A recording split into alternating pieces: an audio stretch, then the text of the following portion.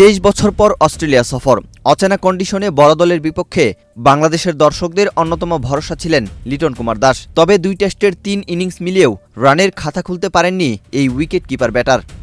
ডারউইনে একমাত্র ইনিংসের পর ম্যাকাইয়েও দুইবারই ফিরেছেন 0 রানে। 3 ইনিংসে মোট খেলেছেন মাত্র 27 বল। ম্যাকাইয়ে আজ দলের ব্যাটিং বিপর্যয়ের সময় হাল ধরার দায়িত্ব ছিল লিটনের কাঁধে। Gold's Gym across 30+ countries. With over 700+ locations worldwide, train anywhere, belong everywhere.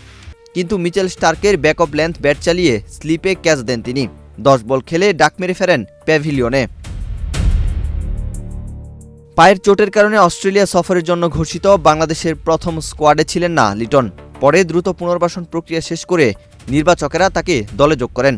এমনকি প্রথম টেস্টের একাদশে তার থাকা নিয়েও ছিল সংশয়। শেষ মুহূর্তে মেডিকেল বিভাগের সবুজ সংকেত পাওয়ায় তাকে একাদশে রাখা হয়, কিন্তু পুরো সিরিজেই ব্যর্থ হলেন লিটন। ডারউইনে প্রথম টেস্টের একমাত্র ইনিংসে 12 বলে 0 রানে আউট হন লিটন। তবে ওই ম্যাচে তার ব্যাটিংয়ের খুব একটা প্রয়োজন পড়েনি। দ্বিতীয় টেস্টে অবশ্য দলের ব্যাটিং ধসের মধ্যে তার কাছ থেকে বড় কিছুর প্রত্যাশা ছিল, কিন্তু 2 ইনিংসেই ব্যর্থ হন তিনি। প্রথম ইনিংসে 5 বলে ও দ্বিতীয় ইনিংসে 10 বলে 0 রানে ফেরেন। টেস্ট ইতিহাসে দ্বিপাক্ষিক সিরিজে 1 থেকে 6 নম্বরের মধ্যে ব্যাট করতে নেমে অন্তত 3 ইনিংস খেলে রানের খাতা খুলতে না পারা মাত্র ষষ্ঠ ব্যাটার এখন লিটন। বাংলাদেশের হয়ে টেস্টে টানা শূন্যের তালিকাতেও লিটনের উপরে আছেন শুধু রুবেল হোসেন ও খালেদ আহমেদ। এই 2 পেসার টানা 4 ম্যাচে ব্যাট হাতে কোনো রান করতে ব্যর্থ হন।